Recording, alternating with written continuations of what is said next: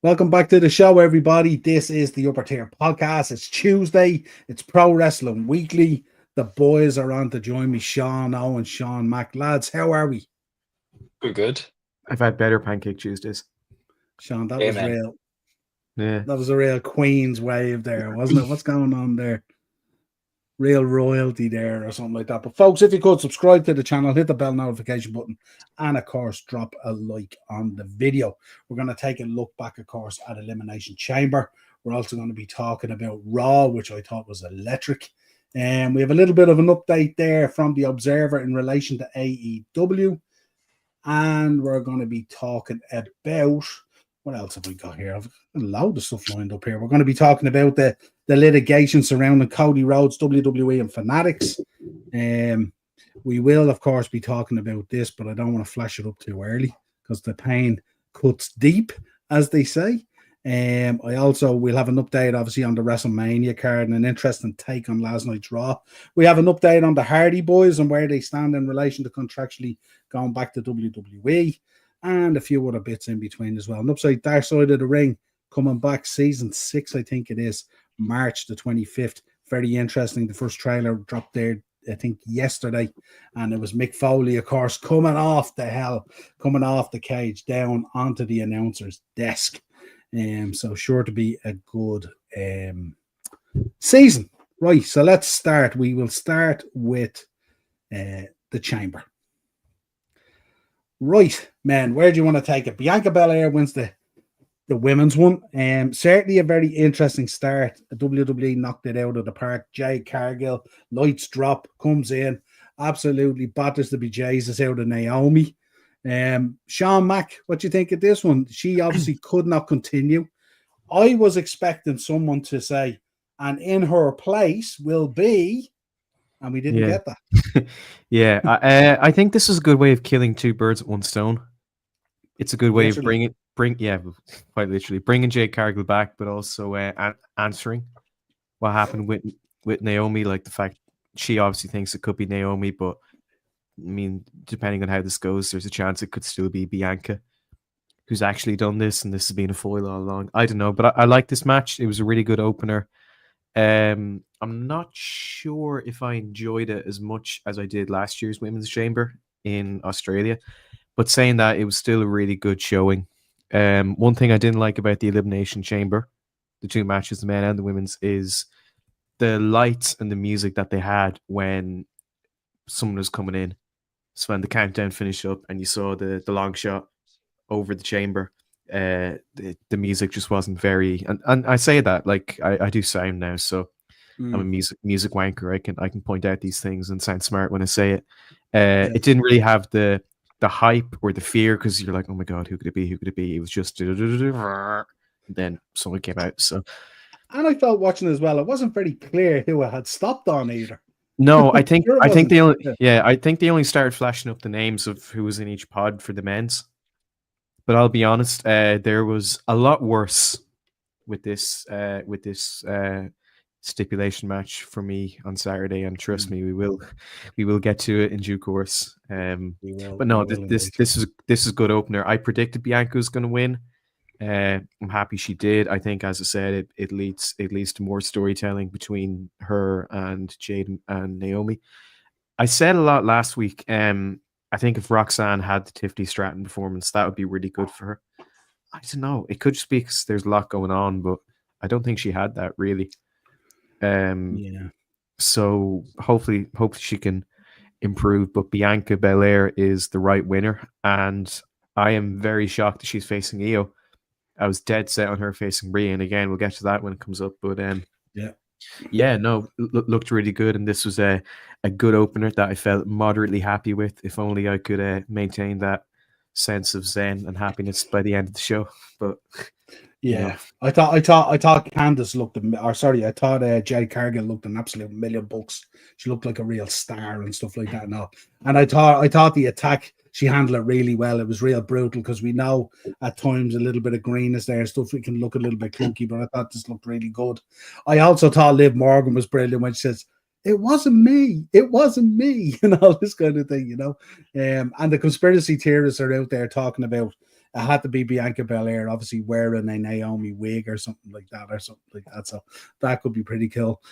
Sean O, Tiffany Stratton and Trish Stratus looking ever so awesome. Versus Nia Jax and Candice LeRae. Give me your thoughts on this one. Oh, I enjoyed this. Candice is one of those wrestlers that, has good matches and then has, pretty mid matches. But I thought she looked quite good in this one. You know, when I see her and Nia beside each other, I see a little bit of a Braun and Alexa tag team in it. So I do. The height difference, the size difference. Um, and it was great. Tiffany and Trish are a great team together. I think um Trish hasn't lost a beat one bit, and we've seen that with her run last year. She had a great run last year, great run this year. So I'm hoping we get to see a bit more of her this year and next year, hopefully. Yeah, overall, definitely enjoyed this match. I enjoyed it a lot more than I thought I would anyway. Yeah, it felt like a big win as well. And obviously the two girls coming out in the gear and all, they looked the business, obviously. Yeah, and they did look really like a tag team. I mean, Trish Stratus, fine wine, just gets better with age and stuff like that and all. And I thought Nia and Candice did a good job. I would say about Candice at times, she needs a kind of a certain dance partner, or she kind of gets lost in the whole mix because she's really, really talented. And if you're not familiar with her work, you can miss those small little cool nuance kind of things that she does, They look very simple at times when she's doing them, but they're quite technical and stuff. So from Candice. Sean Mack, Kevin Owens versus Sami Zayn, unsanctioned match. The ref, the ring all darkened down, the ref in all black gear like it was a funeral. WWE really sold this, but I suppose the big point on this, the return of the Viper.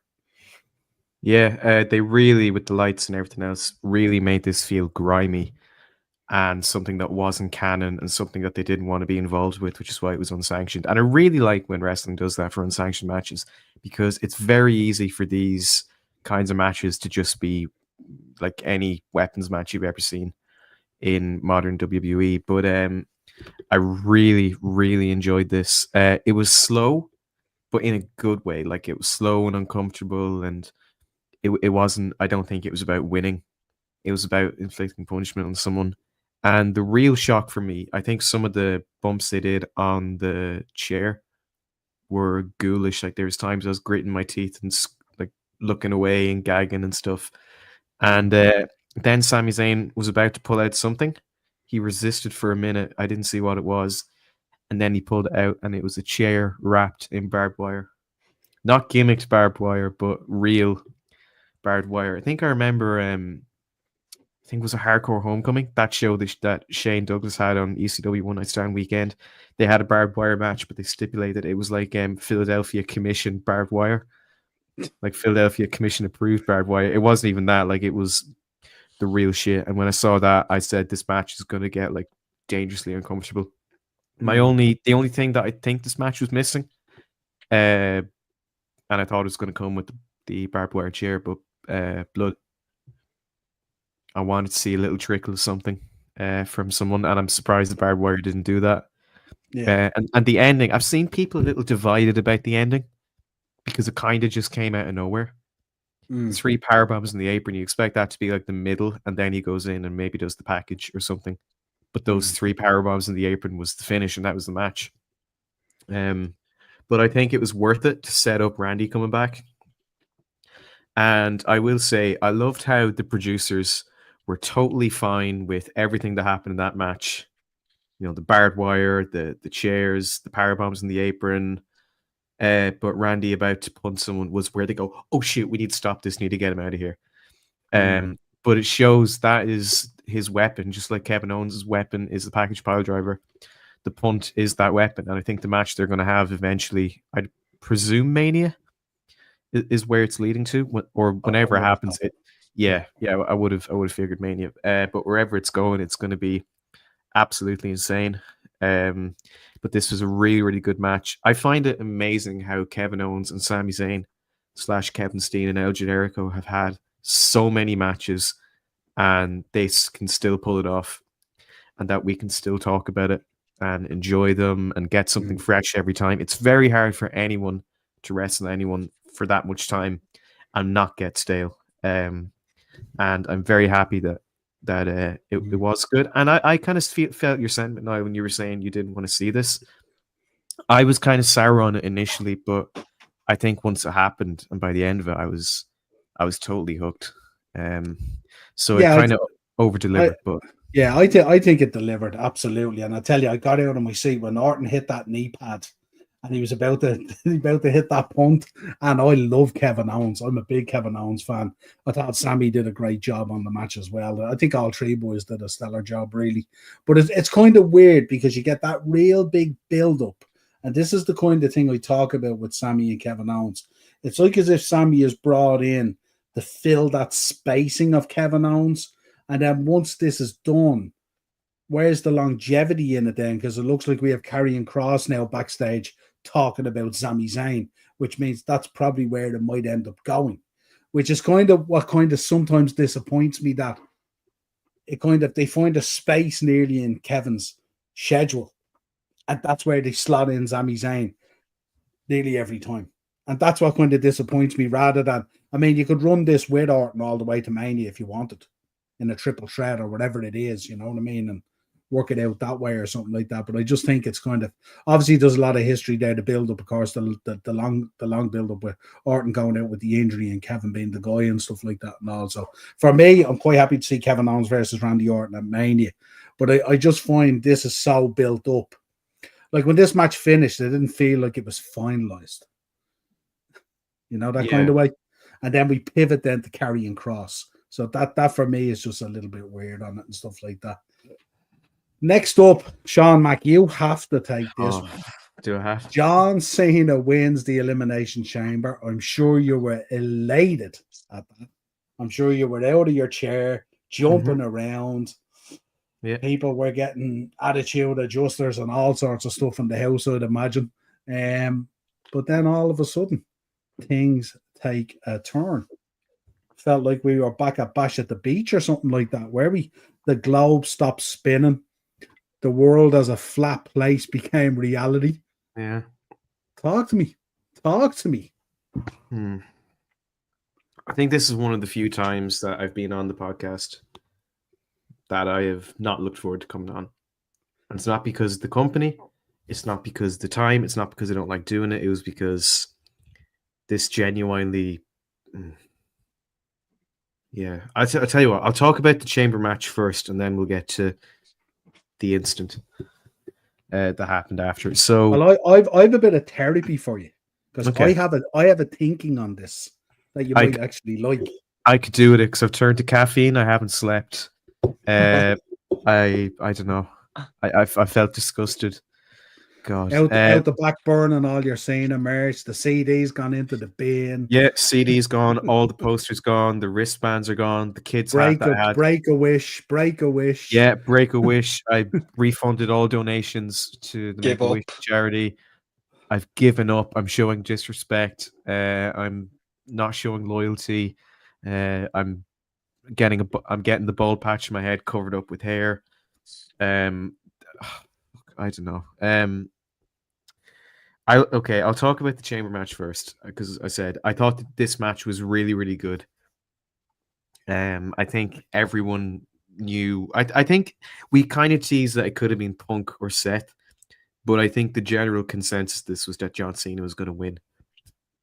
And the cracks for me started to show a little bit when Seth got eliminated. Excuse me. Almost burping, getting sick, which is how I felt watching this. Yeah. But when Seth stopped Punk and he had the SDF in, I'm like, I'm glad he's won, but it makes him look a little bit weak, because Punk and him were very, very close to each other in this match, and it was only the stomp by Seth that caused him to get caught in the SDF. So that was good. And then Cody came out. I thought they were going to have a nice little stare down. You know, good luck, see you at Mania, show goes off the air, happy days. And then The Rock and Travis Scott comes out. I still don't know why Travis Scott is here. And of course, I think the segment between Rock and Cody was actually meant to be in place of Kevin Owens and Sami Zayn. So the segment was going to happen before that, then Kevin Owens, Sami Zayn, then the men's chamber. And I was thinking, there's no point in moving it because it's just going to be Cody going, no, and then maybe attack him and pose. But I can see why they moved it. So we were confused about this. I think we spoke about it like on the last show. I can't remember if Sean 2 was here, but I remember it was me and you anyway, Niall. We spoke about how this I want your soul thing is really confusing. And we're not sure what way Cody could go down. But when Cody was like, I want it all, I'm like, yeah, next week the hair is going to be black. He's going to have new music, all this. And then he says, hey, Rock, go fuck yourself. Totally uncensored. They didn't even try. He didn't even like, oh, so good. And then Cena celebrating. And then he hugs Cody. And Michael Cole says, that's your WrestleMania match. And then I see The Rock doing this.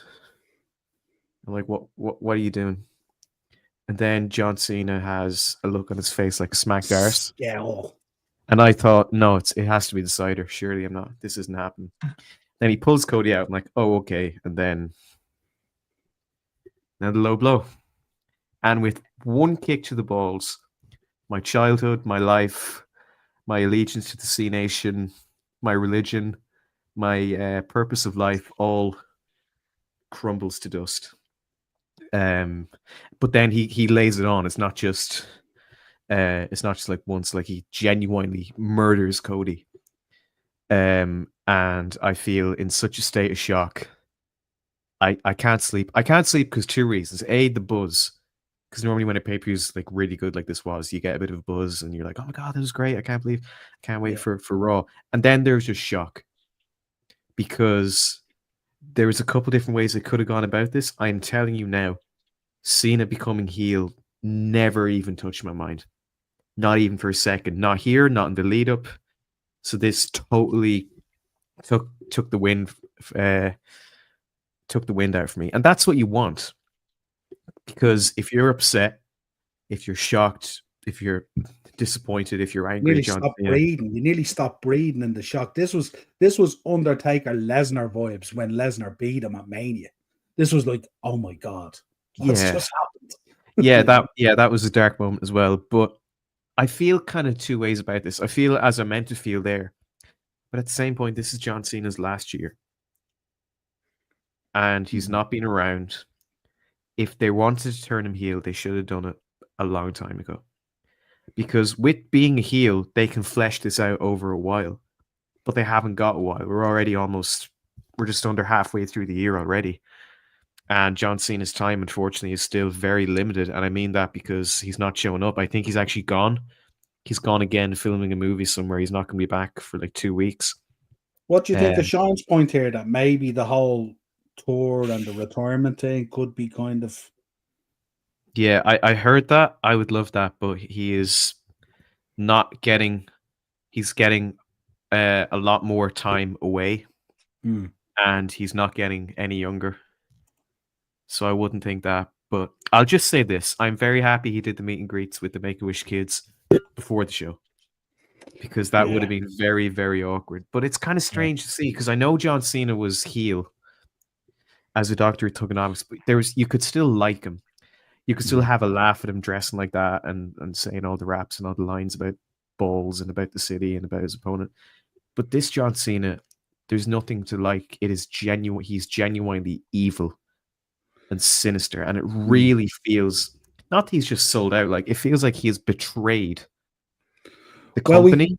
We kind of got the seeds of it, didn't we, post Rumble at the presser? I didn't see it. Yeah, I didn't see it as that.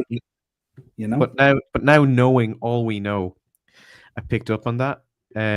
So I don't know. I don't know if I blame Cody Rhodes, if I blame Jey Uso. I jumped off the couch and I was going, yes, finally. Now I do agree with you. It's probably 10 years too late. But when I jumped off the couch and I went, yes, and I was all in, then I had to take a moment myself to realize that I have so much John Cena farewell merchandise on the way to the shop. And the funny thing about it, on Sunday I was pondering it going, how's this going to kind of roll out now from a merchandise point of view? What's going to happen? Stuff. Now, I do have to preface in that I do have some of those original cool Chain Gang Soldier jerseys and stuff like that as well. So that kind of saves me a little bit. In the shop? Coming in. Yeah, you know the white one? You're not going to have that by Tuesday, are you? You've piqued his interest. Probably not, but I do have your address. Okay, so yeah, I'll keep pushing that. Yeah. But I was thinking about that, and then the funny thing, I went into work on Monday, and there was like 10 messages on Instagram for people looking for the farewell merchandise, and I was going, "There you go," you know. Yeah. I don't know, but it's just a shock because when everyone was hating John Cena, when he was getting abusive signs, being told he can't wrestle, being told he was gay, I was in his corner. So by doing this, he turns his back on his morals, on everything he stood for, on all of his legions of fans from every generation, including myself. And it's genuinely sickening. But I mean this in a good way. But it's just the shock of it that really, really caught me.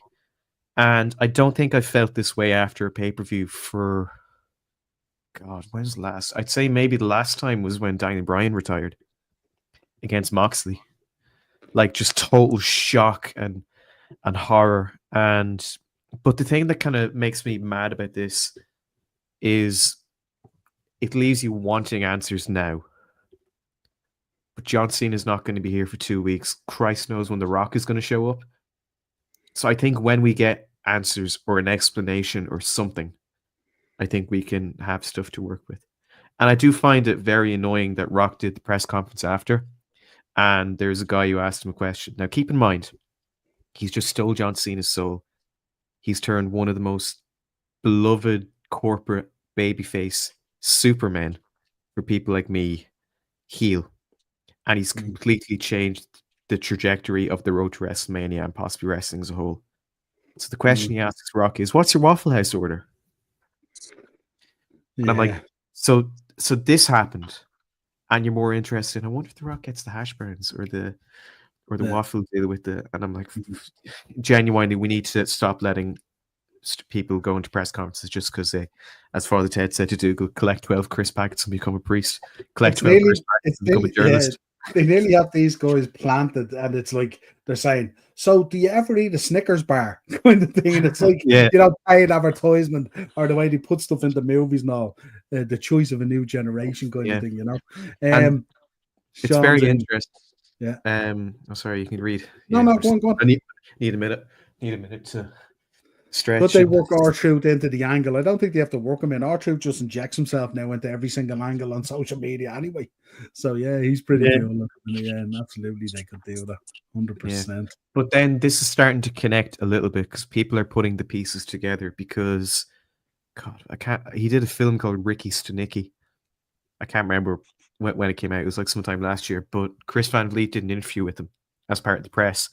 And he said when he was meant to face The Rock the first time at Mania, he was meant to be heel, and he had new music recorded, he had new ring gear, and it was as good as done until the last second, and it got pulled. And I think at that point we were probably going to have a heel. I think the big thing that people were hoping for, heel John Cena, heel CM Punk, or heel John Cena, face CM Punk, and not heel John Cena because he's an arsehole who Vince loves. He wins everything. He's really boring. We're meant to like him, but we don't. A John Cena that's evil and that you're not meant to like. You have a legit reason to not like John Cena, not just... Well, I'm not saying like it was right to not like him then. I mean, WWE almost did. It seemed like they were trying to get you to go to TNA or go to Ring of Honor instead of spend your Mondays with them because of John Cena. I mean, the first chord of The Time Is Now has probably traumatized generations of adult, older fans from the late 2000s up until the 2010s. Like, I know people who stopped watching wrestling forever in that time period strictly because of John Cena. Isn't it amazing? Isn't it amazing the way things go full circle? Isn't it? That now he sent so many people away from watching it. And now all those people 100% are going to return back and start watching. 100%. Yeah. There's no doubt about it. Sean O, you take this one. Keith saying, what's the crack, lads? Question for you guys. Do you think this is the best heel turn that has happened since Hulk Hogan turned and joined NWO in the 90s? I think it's definitely up there from the shock and from the impact that it's going to have on the industry. But again, it's apples and oranges. It's just preference. I can't say maybe because Hogan was before my time. Then I was only born in like 2004, so I missed the 90s by a couple of years. But this one, because it came so late, and because it's John Cena and what he's meant to me as a fan, it's really tough. Do you know what's weird as well? The amount of coverage it got across the world on different channels and all. And I was thinking, how do all these channels, and they're all like, the headline was John Cena turns heel.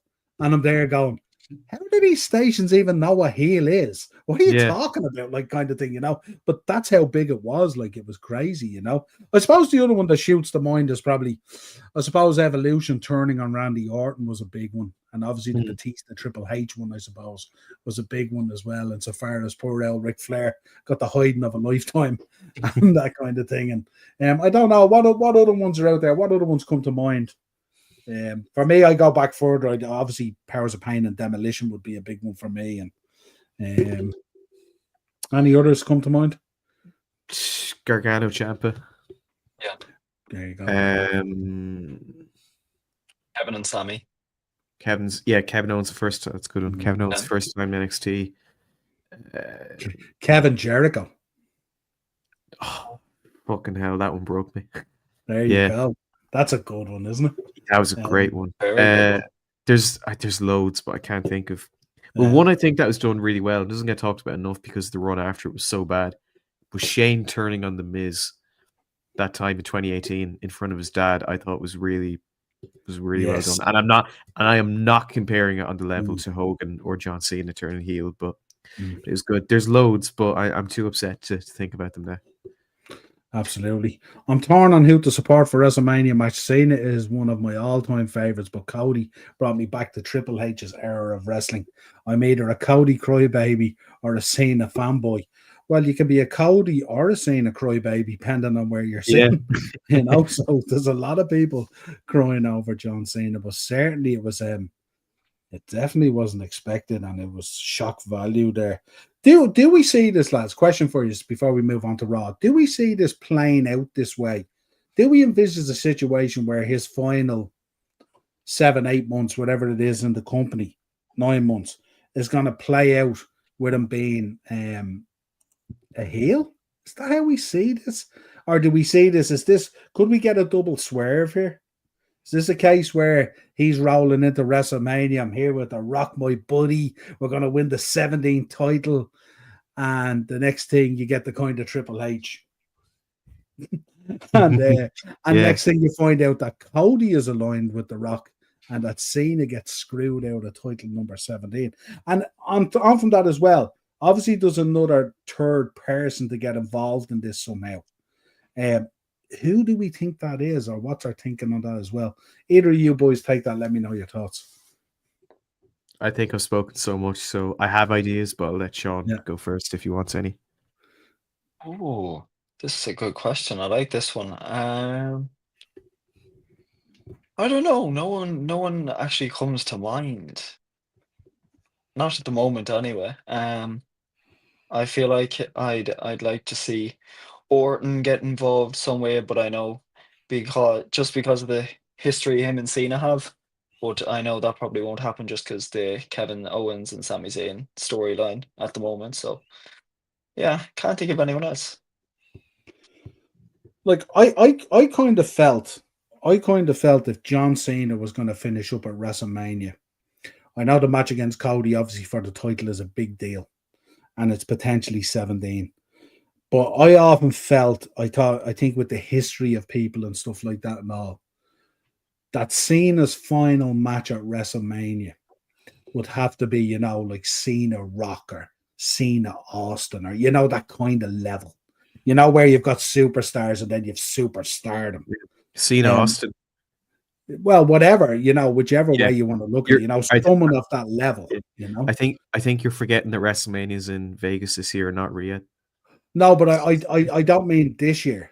Yeah, I no, mean, I know what you let's mean. say, Yeah. like, could we see a situation potentially where this gets rolled into a double swerve, and Yeah, I think.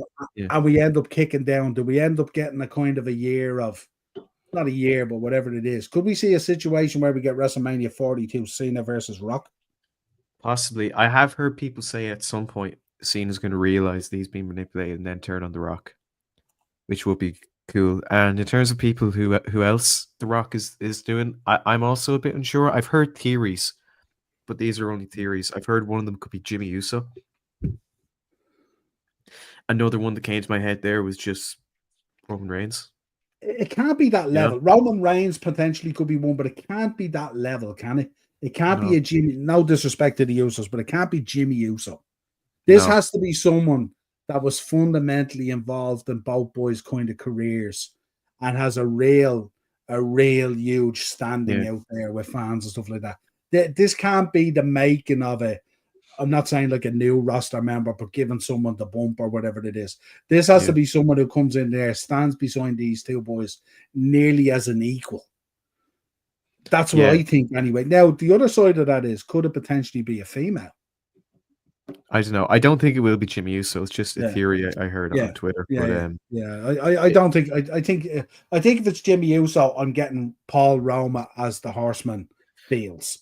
Yeah, I'll say this before we decide where this goes. We will need either the bold frauds, as CM Punk called them, to show up on TV and do something. But until then, I suppose I'll just continue to cry. Dennis, that's a great shout, isn't it? Yeah. Rollins betraying the Shield. That's a great shout. How did I not think of that? Yeah. And the Vince stop. Flair versus Dusty steel cage match. Yeah, absolutely unbelievable. Great show. All these are coming back. Darker side of Hollywood will never be beaten. I think we will see heel Cena versus CM Punk at SummerSlam. Punk kind of planted the seeds on Raw. We're going to talk about Raw. We'll move on to Raw now in a second. Just catch up on these comments. Barbershop Rockers. What a shout, Aces. What a shout. I suppose we weren't looking back that far because he was thinking kind of from Hogan onwards. So, but yeah, another great show. A lot of people thought John should have fought Logan Paul at WrestleMania. Come on. I don't know. He could fight him, but maybe SummerSlam. Maybe SummerSlam. I think Punk is much better. Yeah. Looking forward to watching Revolution pay-per-view on Sunday night. Great card. What if we see Stone Cold involved in this Cody and John Cena and Rock storyline? Well, they couldn't even get him for Mania last year to hit a stunner. So him having to be part of a storyline that involves like showing up and everything. I don't know. But then what sense would it make? Because him and The Rock are rivals or were rivals. So him working it, I don't know, and selling his soul. He already, as Jim Ross eloquently said, shook hands with Satan himself at Mania 17, but that was in 2001. So I don't know if that would necessarily work. In this storyline, no. Maybe in a storyline titled "A Night Out with the Lads," maybe but in this storyline, no. Good show. Yeah, because it kind of has to finish with Cena coming full circle and going back babyface. I would have thought so. And I think with that, then you have to figure out all the pieces that go in there and how they move around and stuff like that. Because ultimately, if you put Austin into that mix there, we're potentially looking at an Austin Rock match, aren't we? And the problem with those two boys is it doesn't look like Austin has a huge appetite for it at the moment, looking at his interviews and everything else that he does in his life at the moment. And we know from The Rock, he needs a dance partner in there holding his hand, basically, to coexist, really, Thoughts of Travis Scott wrestling? Hell no. Torture. I think if he trains as hard as anyone else did, like any of the other celebrities that come in, I see no problem with it. And did you see he legit fucked Cody up? I think the eardrum. Burst the eardrum in a black eye. Yeah, absolutely, yes. Well, it's important that you really sell the heel turn, isn't it? Absolutely, yeah. Sell the heel turn by missing telly. Except John Cena and The Rock been doing that for a long, long time. I think John Cena is now also bringing it via satellite, just like The Rock was all those years ago. Yeah, you could nearly see the two boys in a boardroom delivering their promos for a few weeks or something, couldn't you? In suits. Yeah, absolutely, yeah. Right, let's get into Raw, folks. Interesting episode of Raw, I have to say. Kicking off at CM Punk, absolutely blistering everyone on the mic, standing on the announcer's desk, absolutely delivering it in only a way that he can. It's so heartfelt and feels so real and so raw, and like even the way he just takes the slip off the microphone and all, and that's when business is about to turn up, doesn't it? When the WWE Raw thing comes off the mic and he's fairly serious about it and stuff like that. Two bald frauds and giving it the loads with the arm and the whole lot and all. He really battered these guys down, didn't he? He says, okay, you guys might have got your moment at the chamber, but ultimately you're eventually going to have to answer to me. Sean O. And you said this segment just felt so raw, it felt so real. I think there is genuine hate between Seth Rollins and CM Punk, in reality, and it really does show on TV. Last night I was, kind of just pottering about, scrolling on my phone while watching Raw, and as soon as I hit Seth Rollins' music hit, I threw the phone halfway across the room, and I stood right in front of the TV with my eyes glued to it, and every moment of it I enjoyed.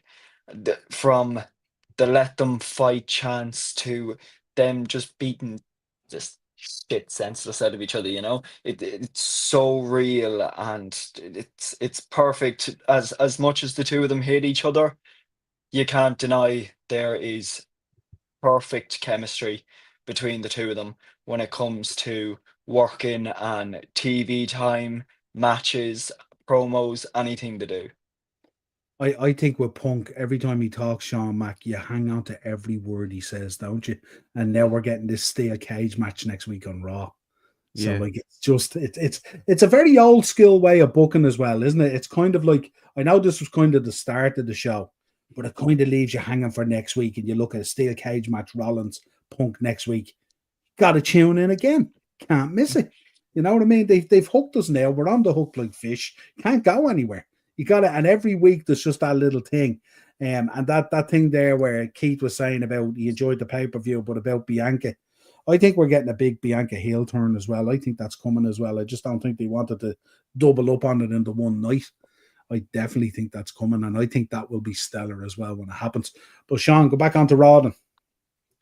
Oh, I thought this was absolutely brilliant. I think the magic of CM Punk is that he says things that people are thinking, and he articulates it in a way that I think only he can. Now, back in the day when he was ripping a hole out of John Cena, I was like, oh, grow up, grow up here, whatever. But the worst thing is everything he was saying was harsh. It was brutal. It was to the point, but it was absolutely correct. John Cena sold his soul, and he fed, well, I feel now at least at this minute, the hustle, loyalty, and respect was absolute shite. And he fed that to people for years, and Punk gave him the benefit of the doubt. And Cena, I think I remember Punk said on the Hawani podcast, like, I have your respect until you piss on my shoes and do something that causes me to lose your respect. And he had the benefit of the doubt, and John Cena pissed on his shoes. And calling them two bald frauds. Totally bald and currently on the bald path, I'd say, is better. Yeah. But I like how he's still having the thing with Seth, even though we called out John Cena directly. We're not getting it anytime soon. I'd say if we are getting it, which surely we have to, it's going to be SummerSlam. In August. Yeah. SummerSlam. We get that summer of Punk, really, won't we? Just won't, the title won't be with him, kind of thing. Yeah, and hopefully without Kevin Nash and everything else ruining it. But no, this is absolutely fantastic. I feel this has been the first real pipe bomb-esque promo that Punk has done since he's come back to WWE. I think it's easily the best promo that he's done since he come back. It really felt like CM Punk of old. like just pissed off and like having a point to prove. And he always used to say, "Tell me when I'm telling lies," and I can tell you, there's nothing he said that was untrue or exaggerated or or falsified or anything. Everything he said was completely true. He has a real problem with The Rock, doesn't he? Yeah. And it cuts deep, doesn't it? It nearly feels like it's real, you know. But he pictures it that way, that it's like he still feels about that getting bumped at Mania with Rock and stuff like that, and all still cuts deep and stuff like that, you know, which is really, really cool so many years on. Sean O. Otis versus Gunther. I thought Otis looked really well in this match. I thought the chops and the slaps and everything that they did was cool. And I thought both boys, for a match that kind of had to follow a lot of what was going on and stuff like that, I thought the two boys knocked it out of the park.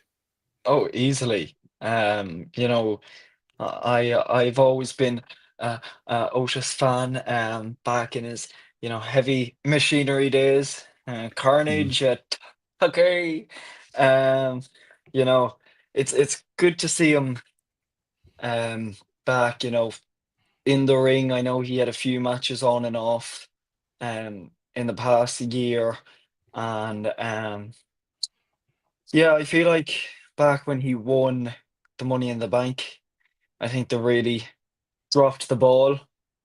I think he had star potential and still does, of course, Um, but taking it back to last night, neither one of these men looked bad in this match. It didn't make Gunther look any less of a champion. It didn't make Otis look like any less of a competitor. And as you said, the chops were hard hitting. The fans enjoyed it. They were rallying behind Otis. And yeah, I'm excited to see what comes of this. Hopefully we can get something good down the line. So hopefully. It's hard in any way to find anything to dislike about Otis, isn't it? Yeah. He's a real throwback to old school carny kind of wrestling. His technique and his style is a little bit loose and stuff like that.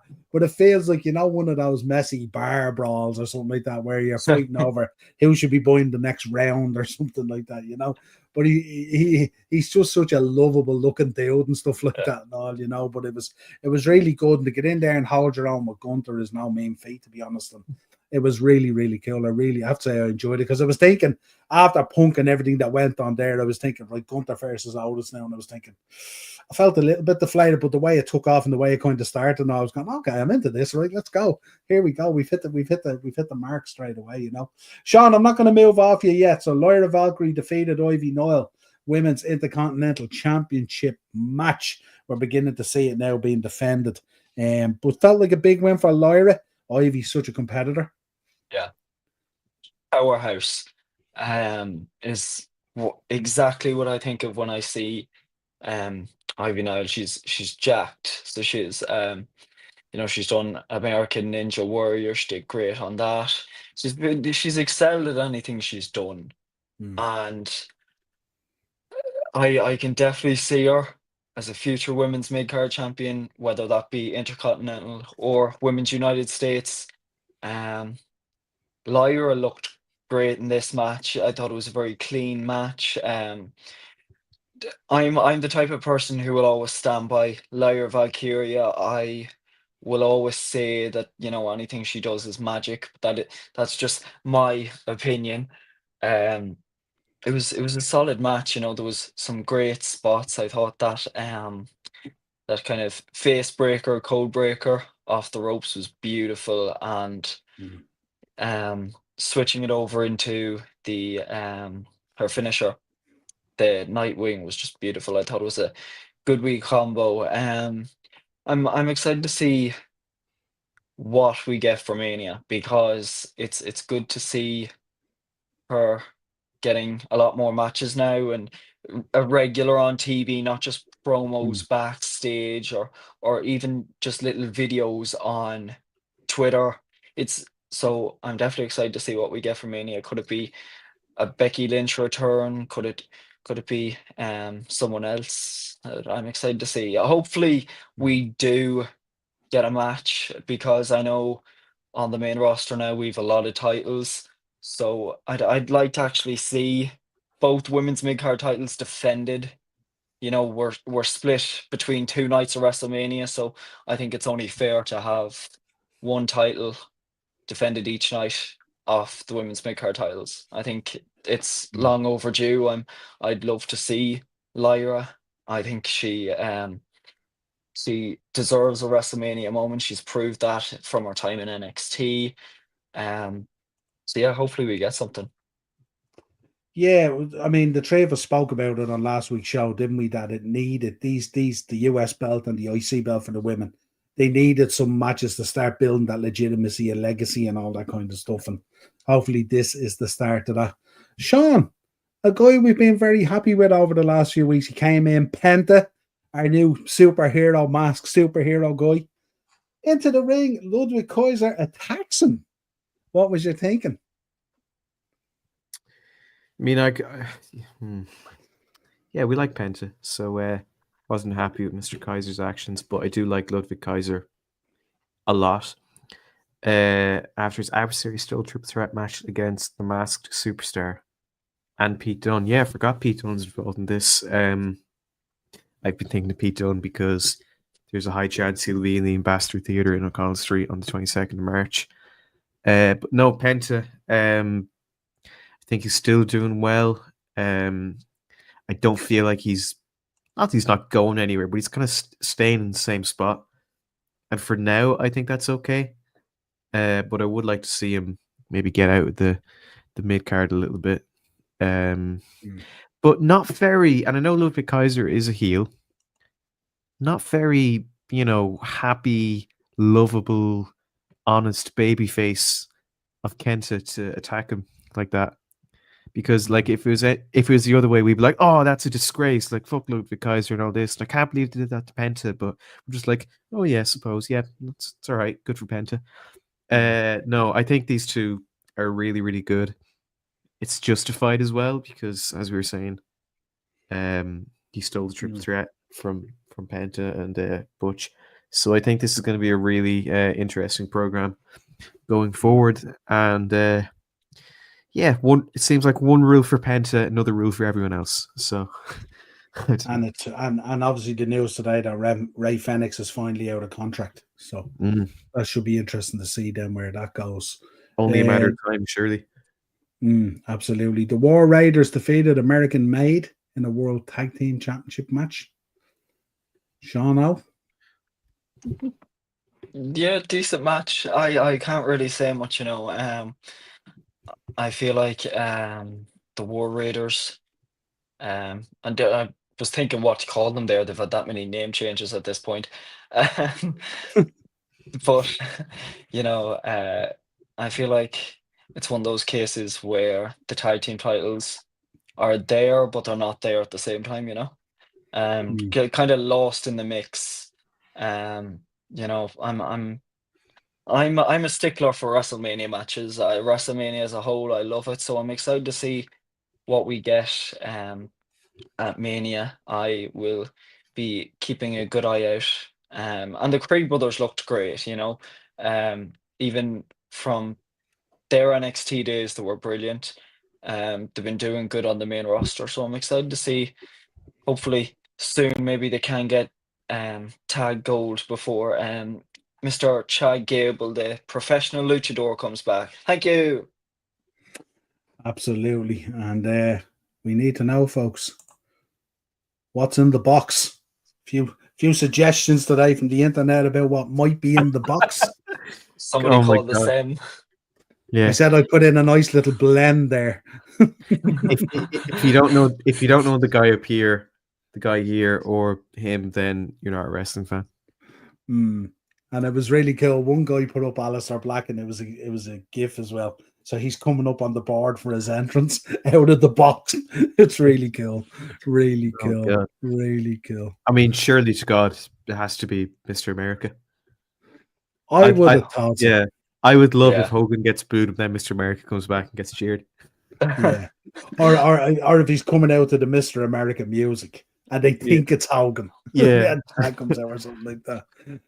Curry man would be great. Conquistador, as long as he does the dance, will be class as well. Would absolutely kill. Is that who's that in the top left? Is that meant to be Tony Khan? That's Tony Khan, yeah. Spine on WWE. He's in the box. There's no way he'd fit in the box that big. Yeah, maybe he'd have plenty of room, I suppose. But I thought there was some of the suggestions today were there was better ones that I just couldn't put up on screen and stuff like that. But it was really cool. But I think we'd be happy with any of these. To be honest, I think so. God, remember the Mr. America lie detector test with Vince? Yeah, Man. Yeah, great memories. So then we have Braun Breaker obviously repelling the Judgment Day and the kind of build up of Balor and all that kind of stuff. We don't need to dwell on it too much. This lad is just breaking lads in two every week. And then we come to the main event. Io Sky defeating Rhea Ripley, something we didn't. I'm sure I didn't expect it. I don't know about you guys. I thought it was a banger of a match. The one thing I wanted to focus on, I mean, obviously the match was very good. The sunset flip to the outside into the powerbomb into the barrier is it just looks insane. It's so good. But the one thing that happened on this, obviously, Io Sky picking up the win and the championship. We didn't get the WrestleMania match flash up, the graphic that they normally do when things are decided. And it hasn't happened. So what's our thinking on that then? Because obviously WrestleMania now is obviously starting to take shape. But obviously Io Sky didn't get her graphic, and obviously we had the Cena Cody graphic after. We've had the other two after. But this one didn't happen. So is Rhea injured? Is Rhea still involved? Where is this going? What's your thoughts on it? Sean Mack, you take it first. I know it's unrelated, but that Cena graphic is atrocious. Yeah. They need to get a better one. For the Io Sky thing, I think it might have been a late decision.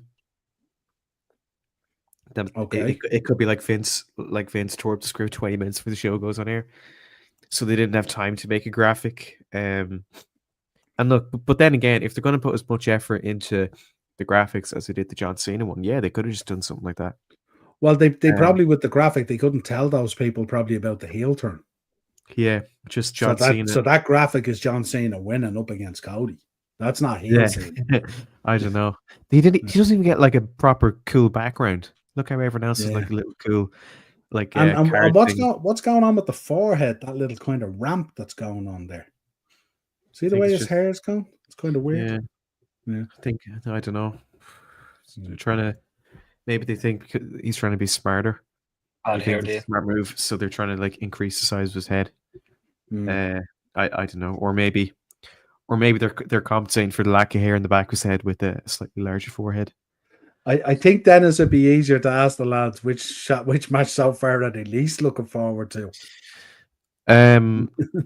Jay and Gunther would be great, but they haven't had great matches before. Charlotte and Tiffany will be great, but we all know Charlotte's going to win, so I'm dreading that. And Cody and Cena is the big money match here. It's just with what Cena's done, I don't know if 17 would hit the same as it would do if he was nice. Did you see that? Did you see that picture today with Cena with the bald head and he's hanging on the ropes and some kids in the crowd holding NWO and he always Cena's ball patch? It's so good. Yeah, it's so good. God. He should really just bite the bullet and shave his head or something like that. Honestly, he needs to get the military cut again, the buzz cut. He's hanging on there for dear life. Yeah, he needs that kind of a few good men. You can't handle the truth kind of flat up again, doesn't he? Yeah. But yeah, I just thought that was an interesting thing at the end of the match. We didn't get the graphic with Io and Bianca, so where does that lie? And I know in the comments they were talking triple threat, but I don't think that's clarified either. So, and listening to Rhea, she seemed her backstage interview after the match, she was quite down on it and stuff like that, and also. Be interesting to see what comes out over the next few days and where the land lies on it. But we definitely haven't got the graphic yet for WrestleMania, so let's see where that goes. I'd say we'd have the graphic either later this week or by Raw next week. But I don't know. Yeah. I wouldn't assume like it's not happening. Yeah, no, absolutely not. But obviously clarification. So obviously we spoke earlier, folks. Dark Side of the Ring is returning March 25th. I think there's 10 episodes in this season as well, which is stellar.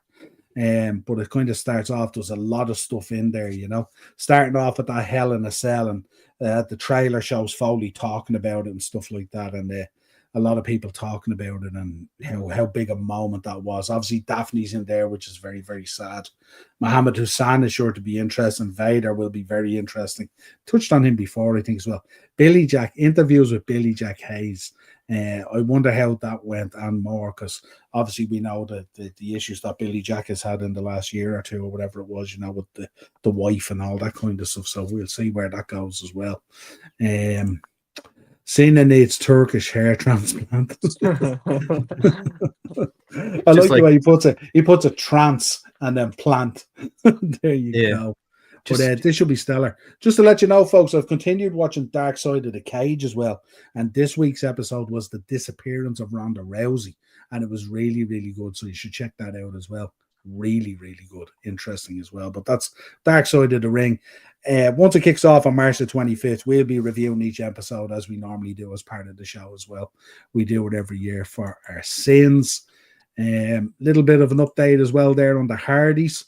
According to the Wrestling Observer newsletter and Dave Meltzer of Figure4WrestlingOnline.com, there's currently no official discussion with WWE regarding the main roster return for Matt and Jeff Hardy, but that doesn't mean that it won't happen, of course. So interesting there. A lot of people were talking, obviously, after their appearance last week, that maybe this was going to lead to more. We might get some sort of Mania thing, maybe Hall of Fame, all that kind of stuff, and that could still happen, but we know WWE these days is keeping things very close to their chest. How would you guys feel about that? Happy to see the Hardys back. Could see a tag match at Mania, Hall of Fame, all the usual good stuff that goes with it. I'd be stoked. They've kind of done the Mania title window, so I think the end game should be Hall of Fame. Yeah. I kind of felt it was a bit. Did you feel last week when they showed up, it was kind of, there was a bit of a buzz for it?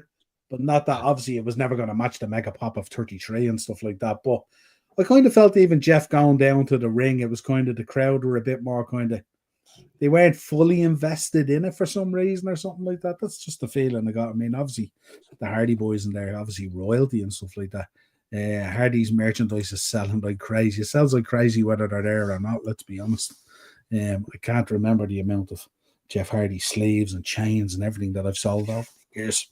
Way more than Matt Hardy merchandise, I have to say. Oh, come on. Way more than Matt Hardy. Just being honest. No one wants those delete shirts. They want them deleted. Just an update on Tony Khan as well. Speaking on Wrestling Observer Live, Brian Alvarez noted that he believes more exits are going to be coming in March. That's what he's expecting, that the roster is way too bloated for the way they're operating at the moment. I think that this will not be the last time you hear this story in the month of March. I've heard that there might be some more departures coming in March, whether it's people being released, people's deals coming up or not being renewed. I think the fact of the matter is they got way too many people under contract. I think I can comfortably say Layla Hirsch, will not be the last in the next 30 days. So there we go. Interesting take on that. We'll keep an eye on that. And anyone that's released, we'll bring it to you on the show and we'll give our commentary on it as well. This one was an interesting one, cropped up again as well. This is Cody Rhodes, this lawsuit. This is a lawsuit with the musician Wesley Essold, I think is the way you probably pronounce that, from the band American Nightmare. And what they did, band in the world.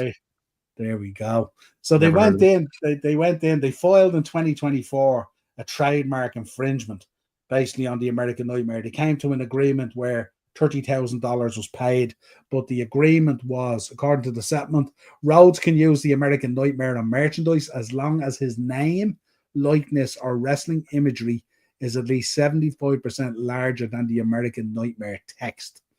They paid the band $30,000 to secure this right. And we've seen that with some of the early merchandise. It kind of is like that, but it's kind of gone away from that now.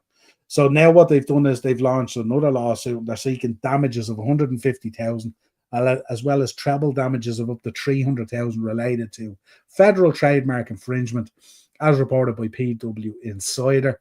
WWE, Rhodes, and Fanatics have been granted an extension to respond to the lawsuit with a new deadline of Monday, April the 7th. Interesting. This is a weird one for me, because I think if you're a band out there like this band, I think what they should have done was bring us in, let us do a pay-per-view team, let us do this. Let us put together a song for Cody. Let's, get the band to play live at a pay-per-view, whatever it is, get that kind of exposure out there.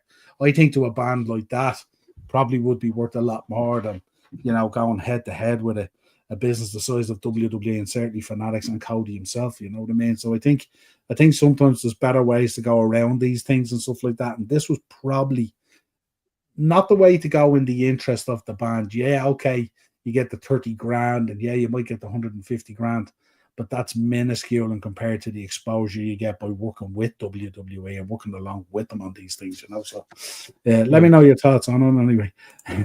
Dennis is in justice for Matt. There we go. Absolutely. I know my stuff. I know how much Jeff stuff I sold and how much Matt stuff I sold.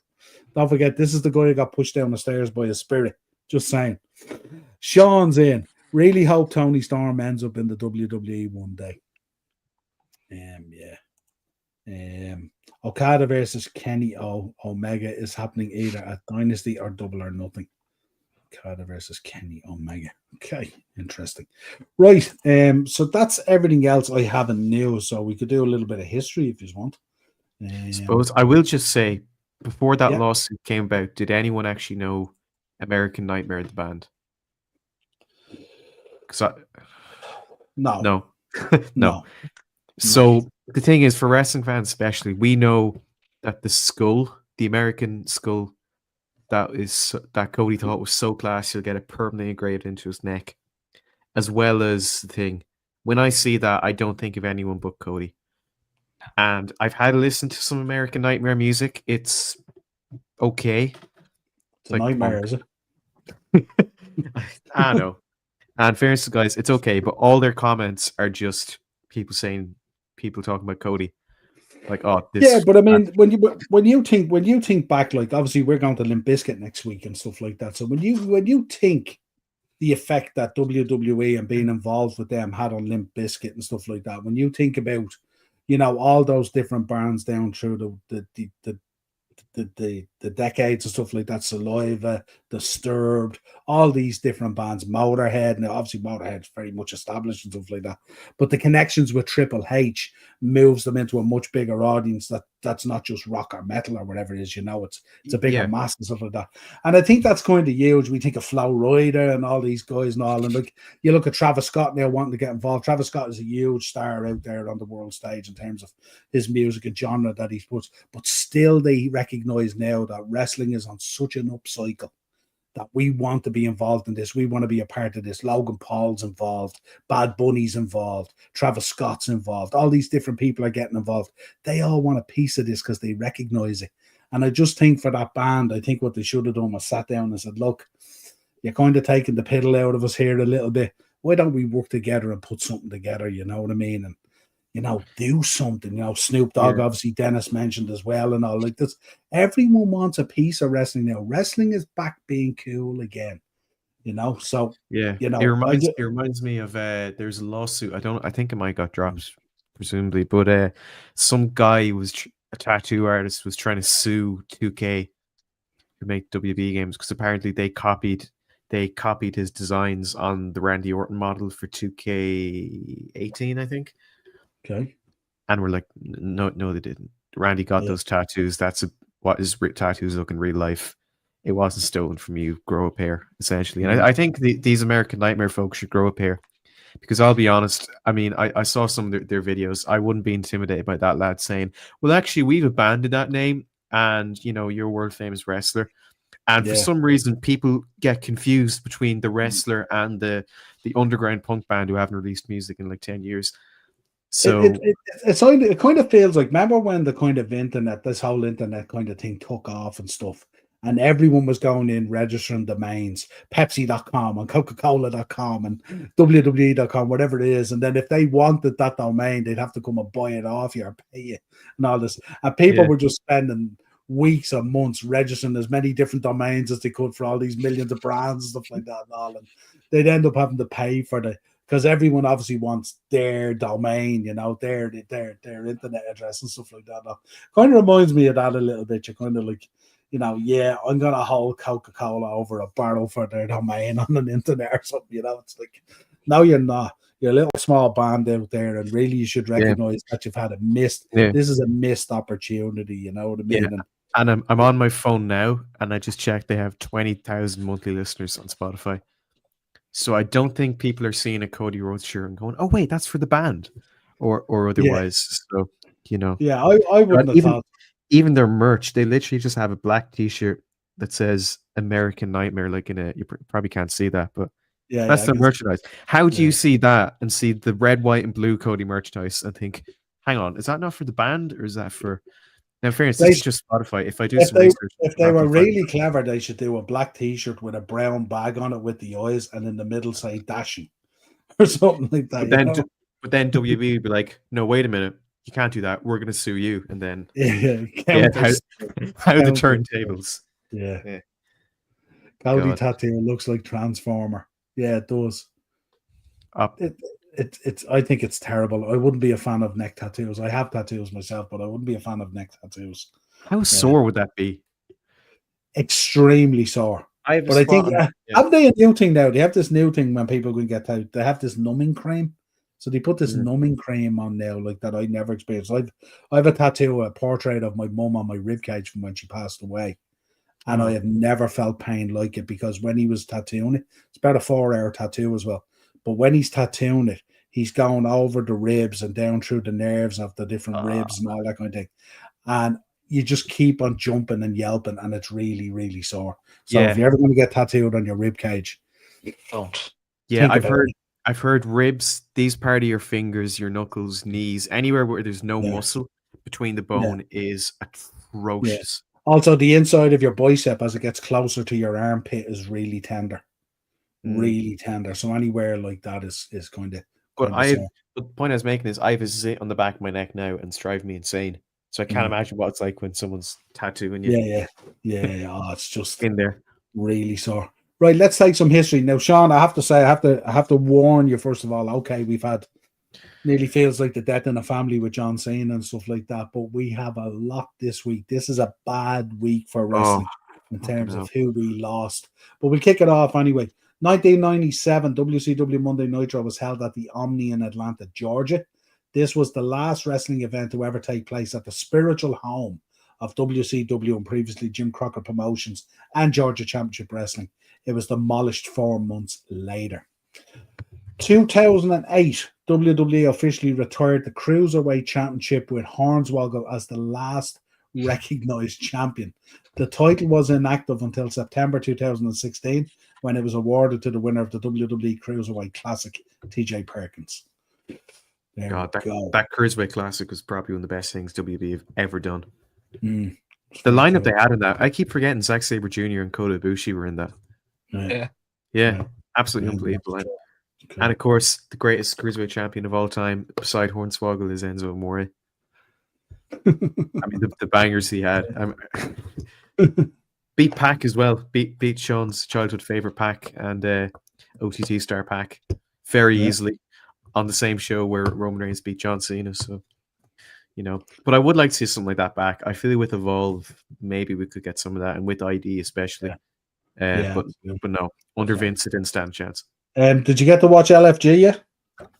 Yeah, a little bit. I saw the Undertaker got really pissed when some girl asked her to use the Hell's Gate.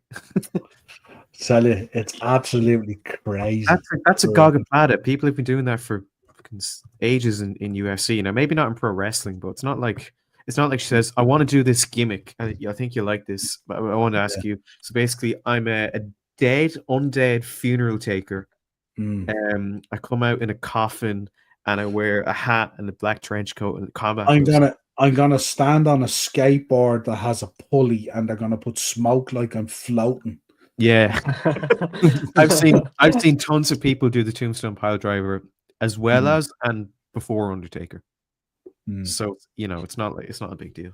That happens after all the wrestling events in the Wolf Shed. Don't worry about it. Lads get tombstoned all the time on Parnell Street. So there you go. 2010, Angelo Poffo, the father of Randy Savage and Lanny Poffo, passed away at the age of 75. 2019, former WrestleMania headliner King Kong Bundy passed away as well at the age of 62. Very sad, King Kong Bundy. Always remember him squashing. Remember that tag match at WrestleMania 3 with the little people. Good lord. And the blue cage match that he had with Hogan at WrestleMania 2. And people still look back at that and they go, how come the drop off was so extreme? To go from headlining 2 with Hogan, and what a match they pulled off together as well. To go from there to that tag match at 3 then was insane, really. I think at that point they hadn't figured out Mania. People say, so you could kind of forgive it. Now that's fine when it's 3, but when it's like 27 and 34. Well, remember there was no one there to sense check either. This was just Vince hanging his balls out there in the room, going, "I have an idea." I suppose. Yeah. There's no one there going, "What about this?" or "What do you think of this?" And like, if you do this, what are they going to think then of last year's main event with this same guy and all? We can have it in 2 different locations, and then when all the matches end in one place, they can just watch it on telly from there, which they could have done for free at home. But, yeah, absolutely. 2013, William Paul Bearer Moody passed away as well as a result of a heart attack. The Undertaker's long-term manager passed away in his hometown of Mobile, Alabama, age 58. So young, 58. I love Paul Bearer, and I went my entire life until only a few years ago when I realized his name is a play on of Pole Bearer, which is the guy that carries coffins at funerals. Paul Bearer, Paul Bearer. Yeah. And I remember The Undertaker got his ashes tipped on him by CM Punk in their lead up to their match that should have main evented that WrestleMania. Absolutely. And I've often spoken about how good Punk was in that build-up. He really pushed the boat at that one. Also, 2004, Ray Fernandez, better known as Hercules in WWE. You remember him with the chains. Absolutely. He was kind of like the first coming of Sheamus. Absolutely muscled up, but as white as be damned. Died as a result of heart failure at age 46 as well. And of course, we remember the WrestleMania match 3 against Billy Jack Haynes. And of course, how they split each other open up hard style with those chains as well. Yeah, my God. And stuff, 2007, former WWE and Stampede wrestler star Alan Coage, Bad News Allen, of course, died of heart failure at the age of 63. A lot of heart failure this week. I'm not liking this at all, actually. Heart failure and John Cena. I mean, this is just the Drizzlers. Yeah, this is probably the worst week I've ever covered for passings. Yeah, I cannot wait to get out of here. You know what I mean? I tell you, I went down and I was looking for, is there anything here from, PWG, or is there anything I could just put in here that's interesting? Something I couldn't. 1999, Kurt Angle makes his WWF television debut on Sunday Night Heat versus Tiger Ali Singh. Called him into the ring. Angle in the crowd to watch the show was offered $5,000 by Singh to blow his nose on the American flag. Angle agreed, but when Singh had his back, turned Angle instead blew his nose on the Indian flag, and of course that created war. And remember, it also happened as well. Anything to kind of do with the flag is a bit kind of controversial. It's a controversial place to go. We say Michaels with the Canadian one, and of course we remember the Heat Jericho got down in Brazil. Remember with the Brazilian flag. There's a lot of stuff going on. WWE had to apologize for that, I think, didn't they? Like, it was yeah, they did. It was all over the news and everything and all. He was dancing all over the flag in the ring and all sorts of stuff, wasn't he? Like, so it was crazy. Few notable birthdays there for you. Not a whole lot. There's only 4 actually. Starting off obviously with Jordan Grace, 1990, of course. He was in there now. We're seeing a lot more of her and stuff like that. David Flair, 1979. Mr. Anderson, 1976. Anderson. Kennedy. And then 1997, a guy that you guys will be very familiar with, of course, same as myself in OTT shows, one Tyler Bate. They all celebrate their birthday this week. They're your 4 notable birthdays for this week. How old is Tyler Bate now? Must be 15 or something. 1997 would make him... He's been 27, 28 this year. Probably. He's been in his 20s forever. He probably looked older when he was like 5 than he does now. It's crazy. I would hope he comes back soon because he is so talented. The master of the body squat. Yeah, master of the spinning airplane. That Brock Lesnar sword tattoo looks painful. Doesn't help that it looks shite as well. Yeah, and also I'm sure Brock had a bit of mead on him, so he might not have felt it. Dennis is in TJ Perkins, Rich Swan, Neville. We had a stacked cruiserweight division back then. We did indeed. Indeed, we did. Keith, I would love to see the European title come back with the amount of foreign wrestlers at the moment. They already have one. It's called the Intercontinental Championship. Yeah, there we go. I think Ludwig Kaiser would make a great European champion. It's a good show. It's a good show. Yeah. No, yeah, absolutely. But the international, the international belt is something I really like. Yeah. Anyway, folks, that's it. Tough one for you, Sean, of course. Tough one for me financially. But I got through. I got through it in the end. I persevered, and like John Cena probably wouldn't say anymore, I didn't give up. I'm so proud of you, Sean. Thank you. I mean, I'm a star of my generation. If I had roses, I would throw them for you right now. I'm not going to lie. Petals. Yeah, but look, I just need a few nights sleep, some answers, and a hug. I had back in tip-top shape. Yeah. I had to get up on Sunday morning and explain to my third child that his ambitions of going to college are dead. Oh, because Cena paid for the other two. Yeah. So, there you go. But yeah, it's all fun and all banter and stuff like that. So, folks, please stay loyal to us. I do have a shitload of Cena merchandise on the way. Don't let me down. You can definitely see him now. All right, there's no hiding him now. That's for sure. Did you see the Elite figure coming out? Cena. The clear one. Yeah. The translucent one. Very I cool. don't know. Very cool. You know you'll get it. How much is it? How much would it be? No. Well, whatever it is, it's much more money than I want to give John Cena right now. But after the heel turn, it's probably about 500-600 quid. And now the fanatics have to sort out that band American Nightmare. Maybe it might be even more expensive. Let's see what happens. They can't even adequately ship a T-shirt to Ireland from England. Yeah. What makes think they can take down? Funny, do you know what's funny as well? Because they mentioned WWE, Cody Rhodes, and Fanatics, but Mattel probably have that all over their boxes as well for their figures. Yeah, I absolutely presume so. And we know that Mattel are rolling in the dollars. Oh yeah. So, I don't know. That might be interesting. Although I don't know how you'd recall millions of Cody Rhodes figures. With 20k Spotify listeners and merch like that, you'd be surprised if they even have electricity, let alone if they collect wrestling figures. So I don't know. No food in the fridge.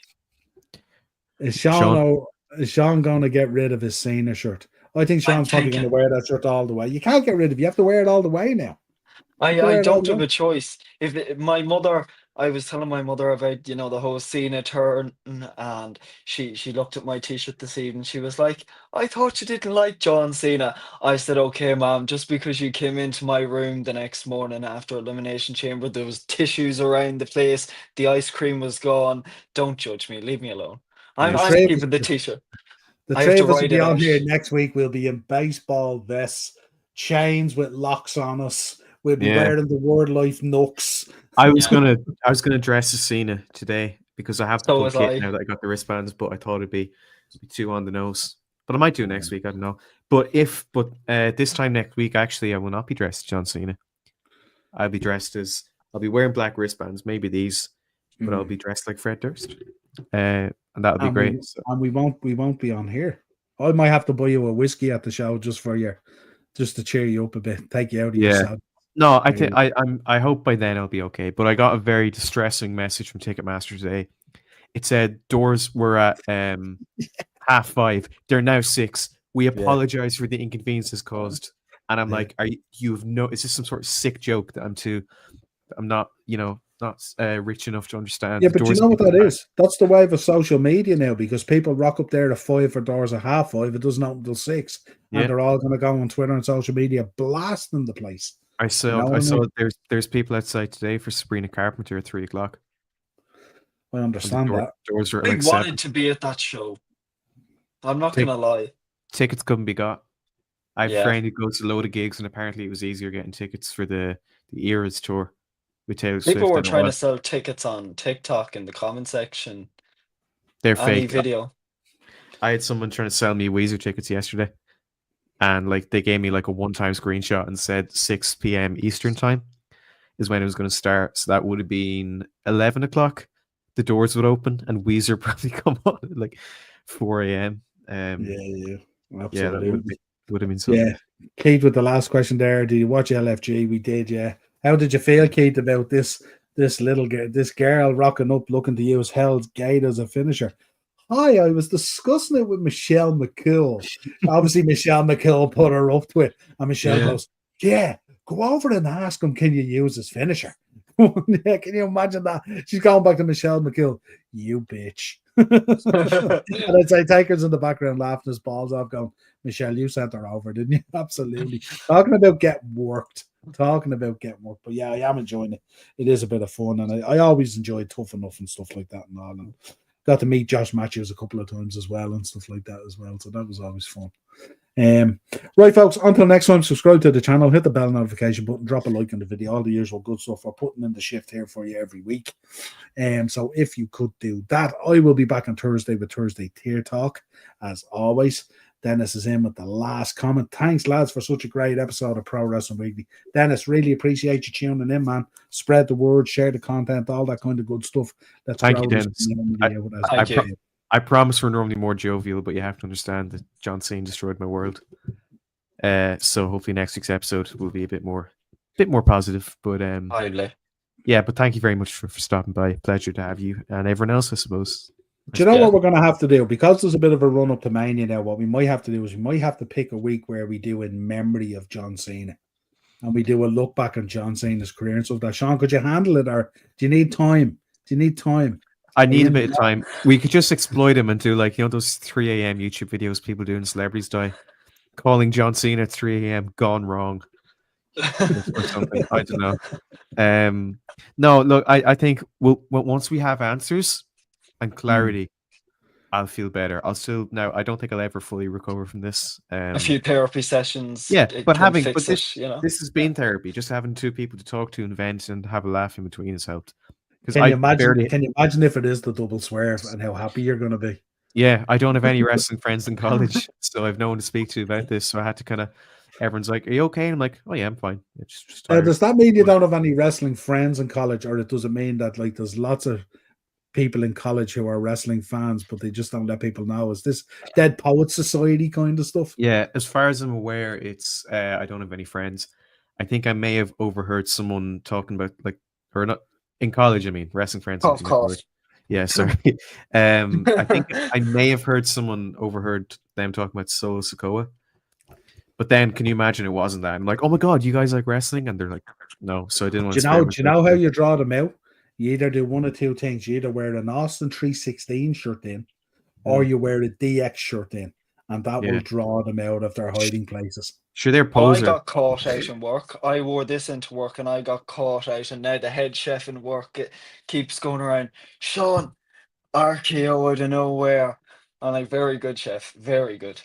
And you say very, very good, chef. That's not John Cena. Did you see he turned heel? Yeah, that was the conversation the other day. 80% of these people don't even know what heel is. They probably think that they're spelling it wrong. Even you know what I mean? Like one of the chefs was saying, "Oh, did you watch the wrestling show the other night or last night, which was Elimination Chamber the other night?" I was like, "Yeah." He was like, "My sons were watching it, and I decided to watch it. That woman in white was very good. What was her name? Bianca Doorbell. I was Bianca Belair. Yes, Bianca Doorbell. Yeah. I was like, what? What you should be doing, Sean, is you should say, "Oh, this episode, I put our podcast on all around the place." Yeah. There you go. What's Bianca Doorbell doing in the Impact Zone? God. Oh, God. Absolutely, Keith. Absolutely. So we look forward to it. Right, folks. Enjoy the rest of your evening. We'll talk with you again real soon. Lads, a pleasure as always. Sean, cheer up, pal. Cheer up. It's not that bad. Tough times don't last, but tough people do. And John Cena is not a tough person. He's a pussy. It's real to Sean, damn it. It's real to Sean. I can't wait for Homelander to slap around his bald head at WrestleMania. And I hope that he has a big scandal and all of his titles, including the 16, gets totally revoked. So that way he leaves WrestleMania with a bald head, no championship, and no fans. Yeah. And hopefully Baldy goes and does another shite Amazon. I never liked the Nation of Domination anyway. No, I mean, I mean, my favorite member was Farouk. Oh Yeah. God. And my favorite Rick, rock film is all the ones where he has cool co-stars like Johnny Knoxville and Jason Statham. Ric Flair will be delighted. Yeah. And my favorite match was the John Cena match from John Cena The Rock match at 29 because it was shite and The Rock's pelvis exploded. Right? My favorite was the one with Bumblebee. Yay! Yeah, and Fast and Furious. And Bumblebee is a terrible transformer, and John Cena is not a good actor. And his claim to fame was being in Trainwreck Amy Schumer, who is not funny. And I don't know. Yeah. And the last time he had that scowl on his face, obviously, Nikki Bella was walking out on him. Yeah. Yeah, homeboy is no girlfriend, no fans, no hair. Good news, she's back. Yay! Can't fault him. Well, he does now. But I got sidetracked. Thank you, Niall, and thank you, Sean, for having me. And I look forward to seeing both of you in the very near future. And hopefully you'll be more jovial and more positive, as we said. Well, but you'll no doubt bump into me on Tuesday anyway. Yeah, but this has been a big weight off my shoulders, a big weight that I can, I was going to say, no, not attitude adjustment, a big weight I can F you off my shoulders. So thank you very much for that, and hopefully see you all same time, maybe not next week, but same time some other week. It's so funny. All the Cena lovers have now switched, and all the Cena haters have now switched. It's amazing. Amazing what wrestling can do. Sean reminds me of me when I saw Taker on cut his hair back in 2002. Yeah, but even that hair wasn't as bad as Cena's hair is now. Actually, I quite like Cena's hair, but I'm trying to nitpick at things to give out about. Yeah, absolutely. Yeah. Right, catch you next week, folks. Cheers. See you. I was going to do a salute.